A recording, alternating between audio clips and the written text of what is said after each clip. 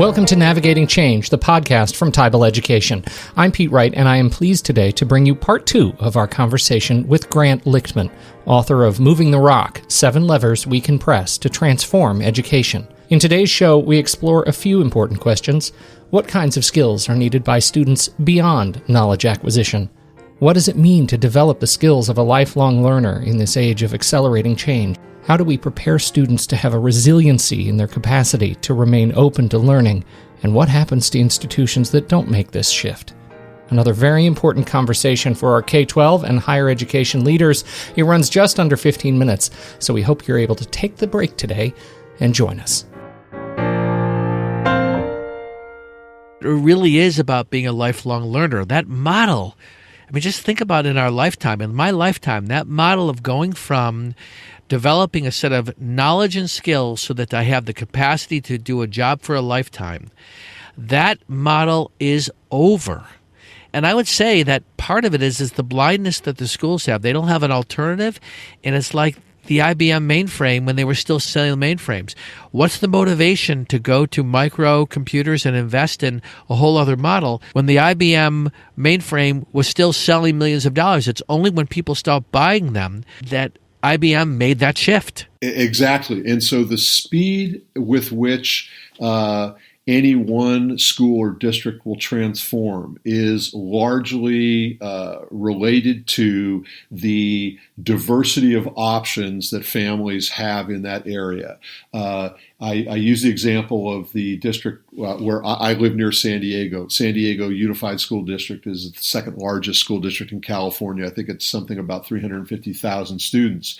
Within the last 2 years, 50% of students within the geographic area of San Diego Unified were not going to their neighborhood school. Wow. 20 years ago, that would have been 9 or 10%, and now it's 50%, and the curve is not slowing down. Why is that? Because there's a tremendous amount of district choice. There are a lot of charters. There are a lot of different options that didn't exist 15 or 20 years ago. That's not the case in every city, town, and region in America. So the rate of change is going to be very different. But what we do see is that when given the option of saying, I want my kid to go to a school that is essentially stuck in the traditional model, or I want my kid to go to a school where that's a deeper learning model that's student-centric, where the students own the learning and it's based on their interests and passions and all the other things that describe deeper learning. A lot of people say, yeah, I want my kid at the one where they're being excited and engaged all the time. If they have the choice, they make that choice. And those kids are not going to some other school, and that other school's doors are going to be shut at some point if they don't get on board. And so it is not going to be an even and equitable evolution. Evolution is not an even and equitable process by nature, but it is inevitable. Well, you know what? I'm curious about something. I've been thinking more about this difference between evolution and revolution. Even the focus in my work, and I'm curious about the focus in your work, is that part of what we need to do is we need to provoke accelerating a revolutionary way of thinking as opposed to incrementally getting better. My overall sense with the institutions I'm working with is that it's really about incrementally getting better. They're stuck in this idea that they can't take the risk of trying something too different because they will mess up their budgetary year-by-year system, and that's too much of a shift. And until then, we're going to be living in incrementalism until something external is going to cause that to change. Revolution is very much a yes and I didn't believe that as little as 3 or 4 years ago. I thought we had to make a choice between throwing down the gauntlet, doing something that we would think of as sort of very rapid and revolutionary, and something that was much slower. And I don't think that's the case. I think it's a question of scale. What has shifted for you that got you to this yes and on that conversation? More optimism, seeing that things are happening? What? Yes, well, that's part of it. So I think at a local scale, in individual cases, there are lots and lots of revolutions happening. And in toto, those then, if you step back up to the 50,000 foot level, in toto, those are the evolution. I quote, I was fortunate enough to interview Arthur Levine for the book. Arthur is now the president of the Woodrow Wilson Foundation, and I think almost anybody would agree has a resume in education rivaled by few in America. And Arthur put it to me this way. He said, Grant, you have to understand that our society, on so many fronts, virtually every institution in our society is undergoing a significant transformation out of the industrial and into, frankly, the information and post-information age. And that just takes time.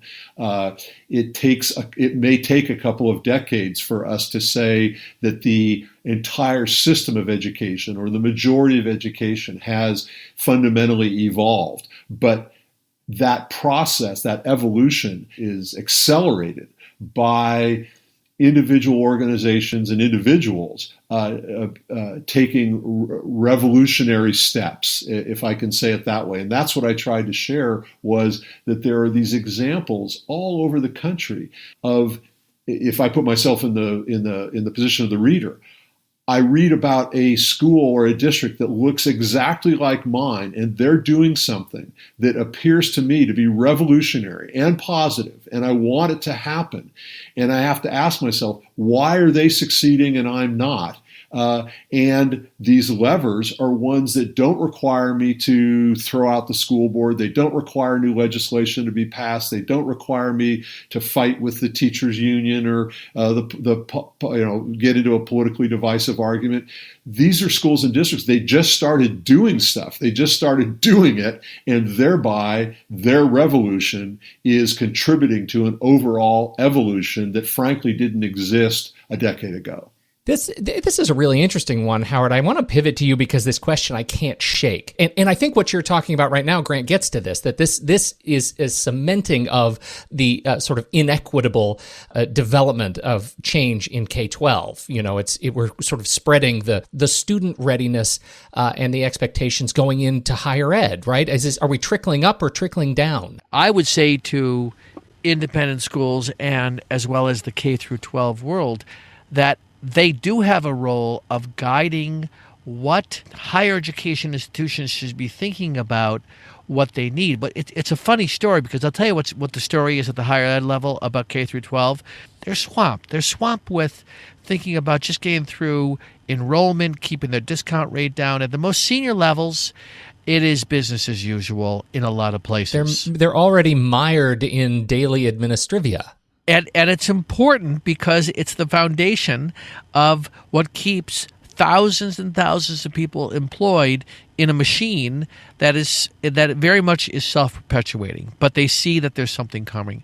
The thing that they think about at this level is the concern about readiness of a student coming in out of high school into this world.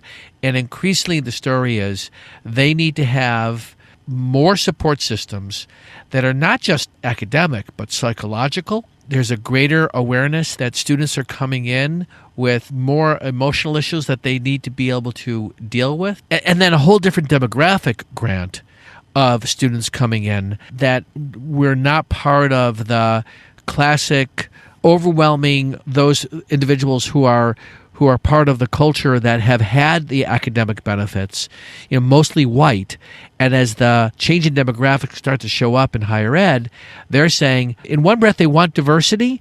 In another breath, they recognize this diversity is going to force them to think differently about what kind of diverse faculty do they have, but also are they able to meet these students as they enter the university setting. So they do not look at, in my view, K through 12 as a place to say, what can we learn from them?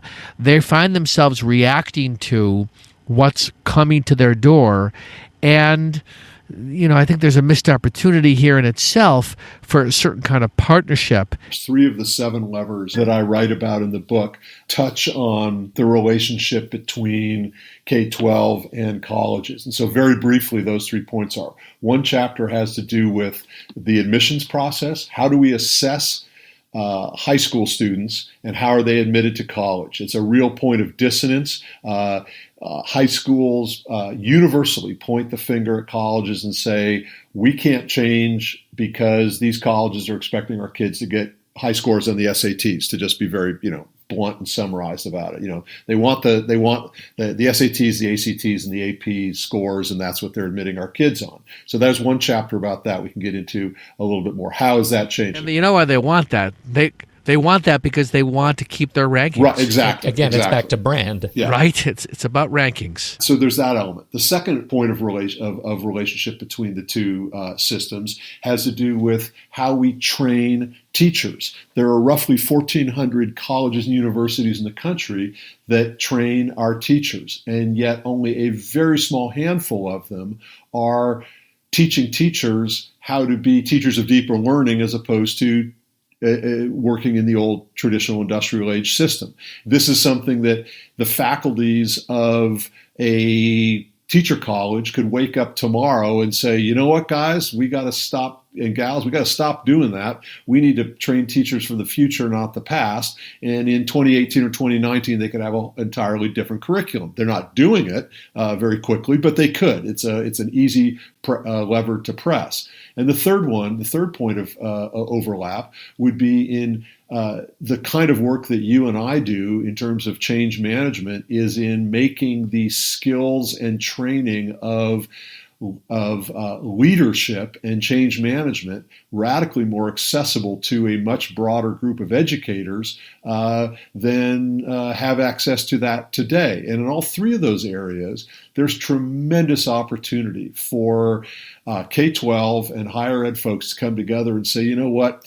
Look, there are examples already out there of K-12 and colleges who've already solved the problem. How can the rest of us follow the same path? We know it's difficult. We know it's going to cause conflict. We know it's not going to be comfortable for a lot of our stakeholders. But this is what we have to do. And look, here are some examples of folks who are and organizations that are already doing it. I could absolutely see us having people read aspects of your book and engaging in those as conversations for action. Like, how are we going to take some of these ideas forward? So I always have bandwidth for anything that A, you're involved in, and B, would help move the rock. I think that the conversation now, again, has shifted from the why and the what to the how. Having said that, I would push back to you. The sense I get in terms of colleges, and you work with them, and I'd ask you this question.